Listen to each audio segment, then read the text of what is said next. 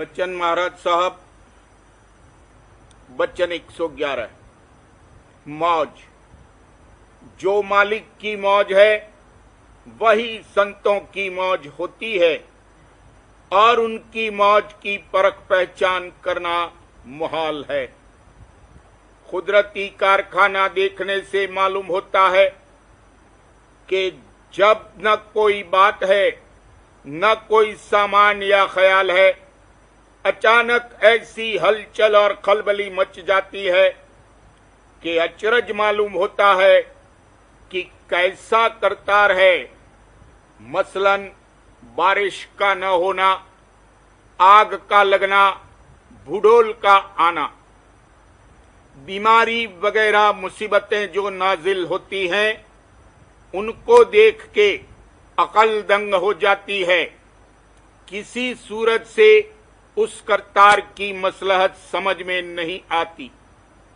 इसी तरह साध महात्मा के जो के उसके शरीक हैं, उनकी कार्रवाई की भी अगर कोई परख पहचान करना चाहे तो नहीं कर सकता है।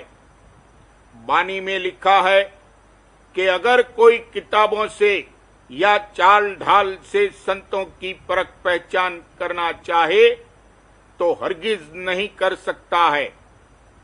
वो जानबूझकर अपनी रहनी गहनी और चाल ढाल में दो चार बातें ऐसी दिखा देते हैं जिससे दुनियादार उनसे दूर रहें। जैसे एक सड़ी हुई मछली सारे तालाब में बदबू कर देती है, वैसे ही सत्संग में अगर कोई दुनियादार आके बैठे तो सारा सत्संग गलगला कर देगा। इसलिए संत जानबूझकर अपनी निंदा कराते हैं और वही निंदा चौकीदारी का काम करती है। पर यह बात बड़ी अति झीनी, संत करावे निंदा अपनी। निंदा चौकीदार बिठाई, कोई जीव धसने नहीं पाई।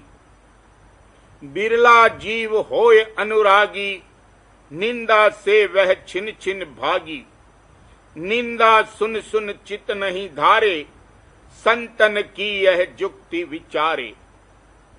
मलामत शहनए बाजारे इश्कस्त, मलामत सैकले जंगारे इश्कस्त।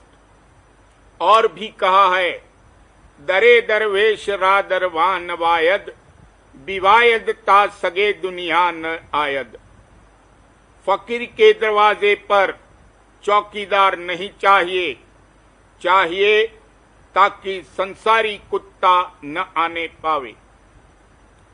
किस मसलहत और मौज से मालिक और संत कार्रवाई करते हैं, उसकी पहचान कोई नहीं कर सकता है। जब तक के मन बुद्धि के स्थान पर बैठा हुआ है, मौज को समझना नामुमकिन है। भेद मोहे गुप्त दिया जब ही, हरे मेरे मन बुद्धि तब ही। पहले जिसने अपना घर दीन्हा उजाड़, पाई फिर गुरु प्रेम की दौलत अपार। गुरु उल्टी बात बताई, मूर्खता खूब सिखाई। जैसे छोटे बच्चे को बोलना सिखाया जाता है, वैसे ही इसको मौज से मुआफकत करना सिखलाया जाता है।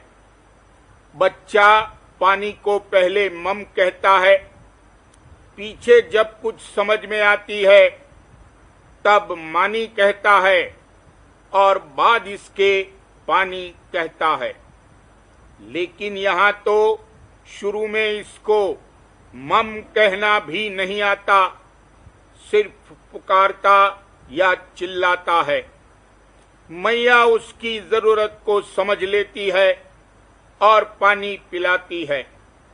ऐसे ही मौज मौज बहुत कहता है, गो मौज की इसको खबर भी नहीं है। कहने का मुद्दा ये है कि जब तक आपा है और दुख संताप या कर्म के घेरे में है, तब तक मौज की परख पहचान और मुआफकत करना मुश्किल है। गुरु प्यारे की मौज रहो तुम धार, वे हर दम तेरी दया विचारें, निस दिन रक्षा करें संहार।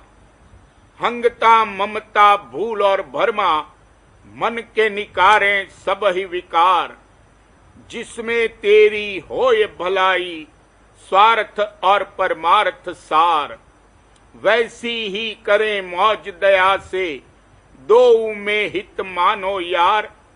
चाहे मन माने या नाही, मौज गुरु की दया निहार। जिस विधि राखें वही विधि रहना, शुक्र की रखना समझ विचार।